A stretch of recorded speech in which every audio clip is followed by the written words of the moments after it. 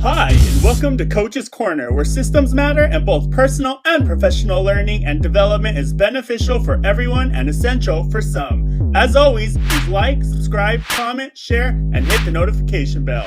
Let's get started. What I call disguised learning, which I think is the best learning. Disguised learning says, I'm going to teach you math, English, language arts, science, history, whatever, but we're going to do it while we're playing football. We're going to do it while we're playing, origami. We're going to do it, right?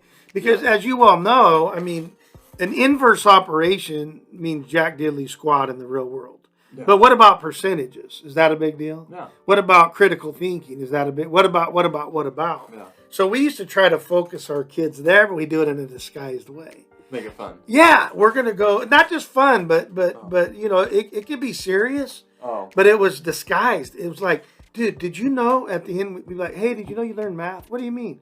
Well, didn't you have to measure that out? Did you add those three things together? Did you? Right. Did you know you problem solve? What do you mean? They didn't get it. Right. But then you're connecting dots for them again, which is part of debriefing and reflection. Yeah.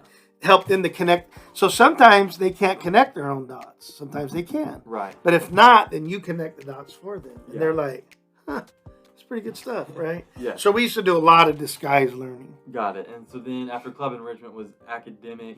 Yeah, our homework. So okay. it would be homework help. And so we did that in a variety of ways. One of the best ways that I liked was we'd have a homework table. So the tutor, the adult, would sit here and they'd come and get their help. Yeah. We used to do a buddy system where the older kid or the wiser kid or whatever would help, in class or cross class, sixth graders. I don't have any homework. Okay, go help. Miss Susie's class with little, Sally or whatever, in second grade. Yeah. Or we did other things where, we would do groups and the kids would, like peer to peer, so we just did a variety of things. And we told the instructional day, the K-12 day, we will not be the homework Nazis. This is what we're going to do. We're not doing that. Yeah. We will help them, but it is not our job to make sure it's finished, this, that, and whatever. Right. Right? It's the job of the parent to help them ultimately. Yeah. Now, later on, that changed quite a bit because it got so tough for them to do it all because, life's busy, right? Yeah. So we became more of the homework, Nazis, so to speak. Yeah. And but we said, that's not how we started out for many years. But later on, we want to help. Well, we want to help the parents. We want to help the students, obviously. Yeah. We also want to help the teachers. So, we had to bend and stuff. But at first, we're like, no, because they used to come to us and be like, not my problem. And we used to also tell the teachers, too, because we felt like homework should be like 3 or 4 problems to reinforce what you learned. If you're giving them 20, 30 problems and you haven't even taught them, it's not homework, you idiot. Right. So, they're going to screw it up. Yeah. So, why are you giving them an hour's worth of homework? I hate that. Yeah. You don't need an hour's worth of homework. You can do it in 3, 4, 5 minutes. Yeah. Right? Reinforce your teaching for the day. Yeah. So, we used to, it was a real give and take there for a while. Yeah. And then other times we would do things like there would be kids that were struggling in certain subjects, and we would help them with that. Right. Or give them extra tutoring in language arts or extra, whatever. Yeah. And then you moved to healthy living. Yeah. Which was the last of the 3 rotations. Well, yeah, or sometimes they could stick it so one could actually be 3, 2, but in the placement. But yeah, that was the last rotation. And so we used to talk about how do you eat correctly, sleep correctly, hydrate, all of that stuff. Okay. But also we'd go play, right? We'd go do something. Sharks and minnows.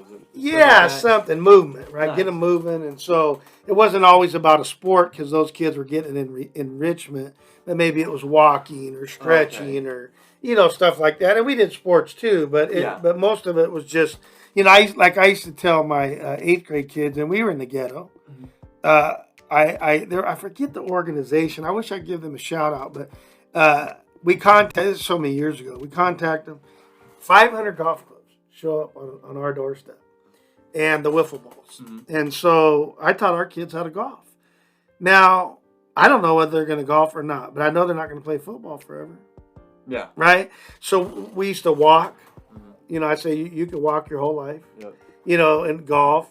we used to play frisbee, play different things that you could do to kind of keep yourself moving and active, and not be so tied in. Right. So we would do that kind of stuff to be helpful. Gotcha. And then to finalize it, you had closing. Yeah, and that's when the parents would come, and most of the teachers and everybody was gone. There would be a custodian around, and if there was a diehard principal, they'd always be around till 5 o'clock or whatever. But that's where we come in, and we made that communal. We made it fun, exciting.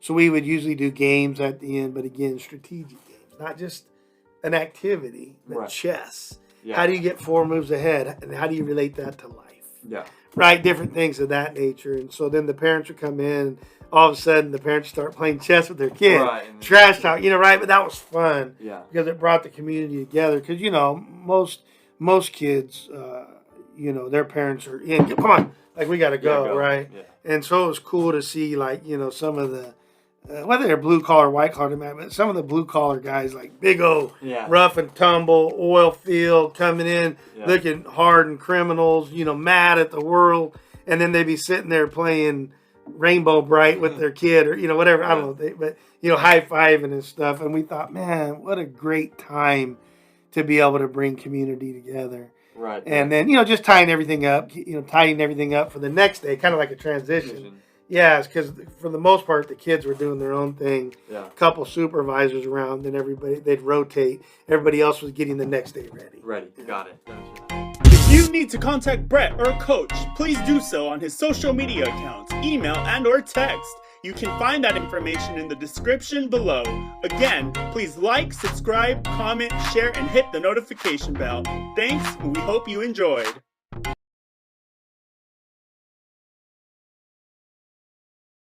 So I told them to read. I don't care what you read. They bring comics. This guy always brings East Bay. And he always had a different pair of shoes on, this kid.